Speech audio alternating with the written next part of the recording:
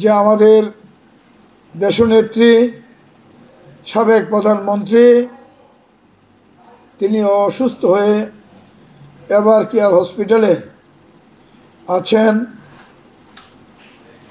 আসলে আমার মনটা নিজেরও ভালো নয়। দুটি কারণ রয়েছে আজকে। একটি হলো আমার মার আজকে প্রথম মৃত্যুবার্ষিকী, আরেকটি হলো আমাদের এদেশের স্বাধীনতা সার্বভৌমত্বের প্রতীক, এদেশের আপসহীন নেত্রী, সাবেক তিনবারের প্রধানমন্ত্রী, আমাদের মা, বাংলাদেশের আলম সমাজের হৃদয়ের স্পন্দন, বাংলাদেশের শ্রমিক জনতার হৃদয়ের স্পন্দন আজকে অসুস্থ হয়ে তিনি একটি হসপিটালে মৃত্যুর সাথে পাঞ্জা লড়ছেন।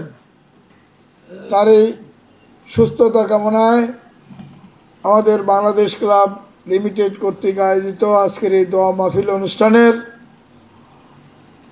আমি বিশেষ করে এই ক্লাবের কর্মচারী কর্মকর্তা যারাই আছেন সবাইকে আমি ধন্যবাদ জ্ঞাপন করছি। আমি যদি আসলে আমার নেত্রী, আমার মা, এই দেশের আমি রাজনৈতিকভাবে যদি তার বিশ্লেষণ করতে চাই, তা আমরা আসলে এখানে যেই সংখ্যক লোক আমরা আছি এইটা দিয়ে আমি আসলে পোষাইতে পারবো না। আপনারা জানেন আমি একটি রাজনৈতিক দলের সক্রিয় কর্মী। আমার জীবনের অনেক স্মৃতি আমার মা দেশনেত্রী বেগম খালেদা জিয়ার সাথে।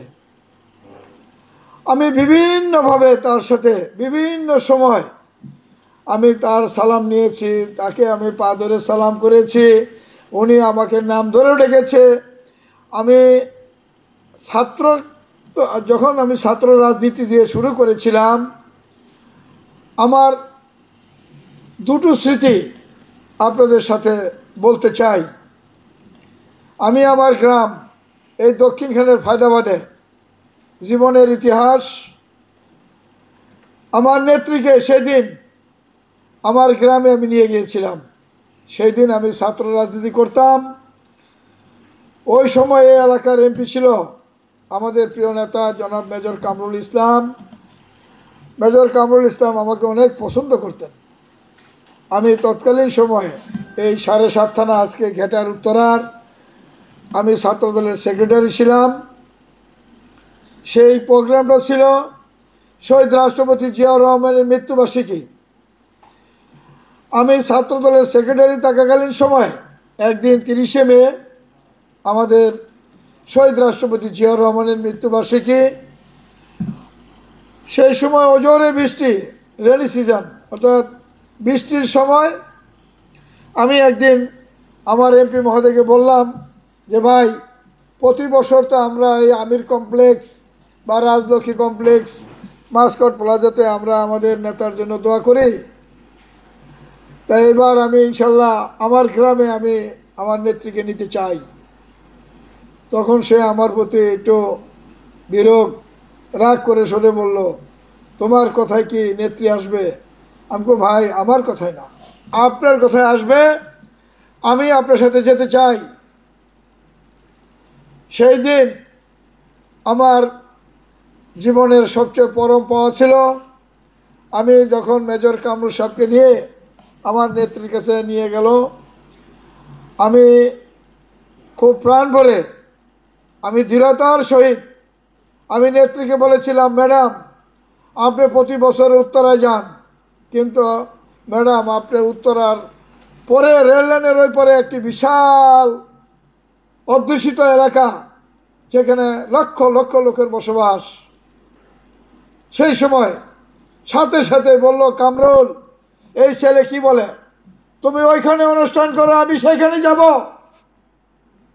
ইনশাল্লাহ সেই দিন আমার মতো একটা ক্ষুদ্র মানুষের কথায় সেদিন আমার নেত্রী আমার গ্রাম ফায়দাবাদে আসছিল।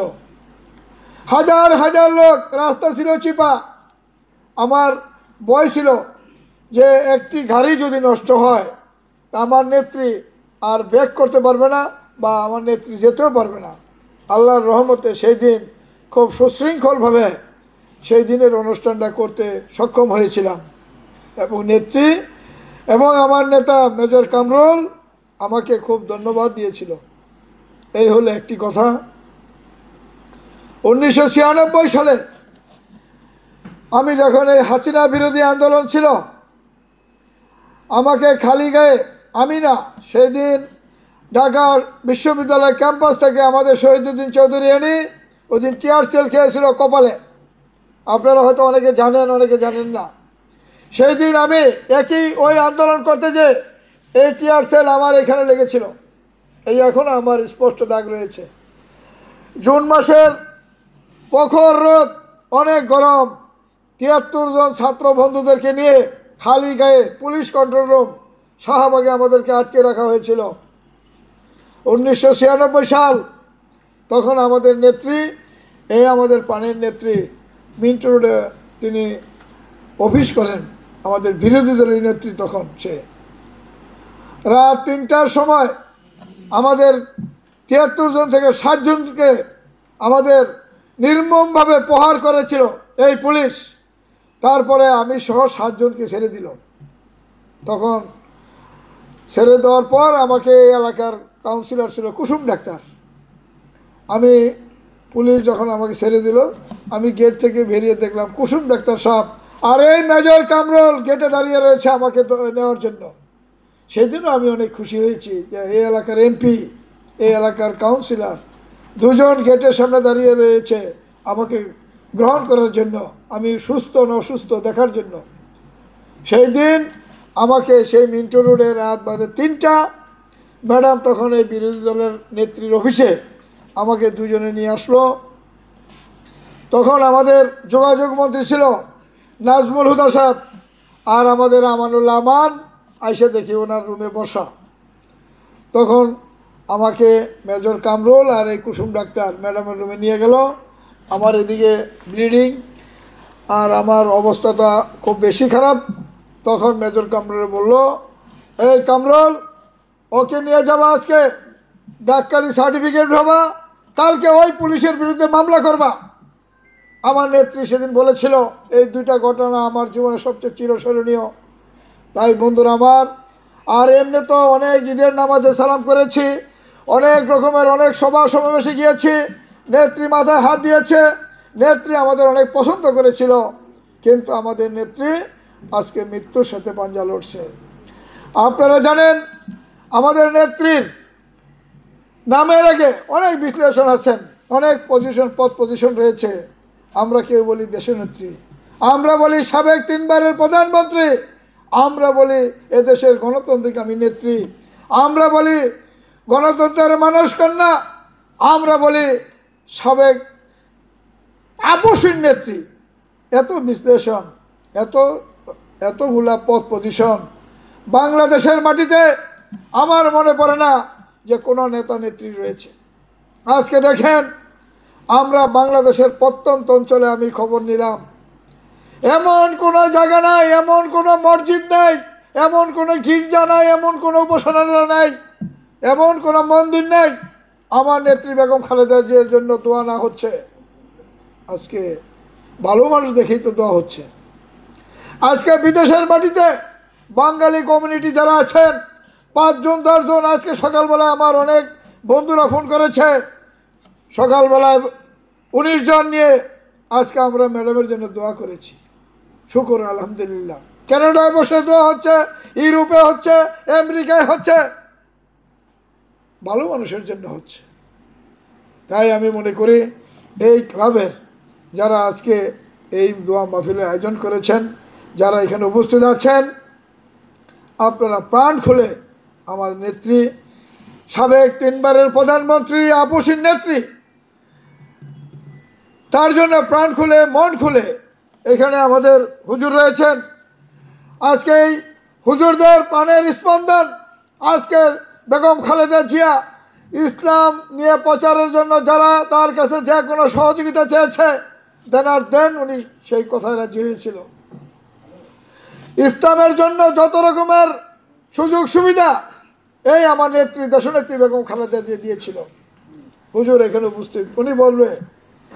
তাই আমি মনে করি আপনারা আমার নেত্রীর জন্য, এই দেশের জন্য, এই মুহূর্তের জন্য, ওই সাহেব বলেছে বর্তমান যে সিচুয়েশন বাংলাদেশের, এই স্বাধীনতা, সার্বভৌমত্ব, গণতন্ত্র, বাংলাদেশের নির্বাচনী ব্যবস্থাপনা থেকে শুরু করে সব কিছুর জন্য আমার নেত্রীর প্রয়োজন।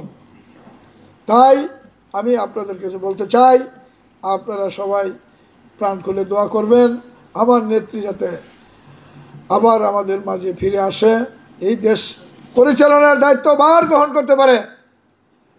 সবাই নেত্রীর জন্য দোয়া করবেন। সবাই ভালো থাকবেন, সবাই সুস্থ থাকবেন। সবাইকে ধন্যবাদ জানিয়ে আমি আমার বক্তব্য শেষ করছি। আল্লাহ হাফেজ।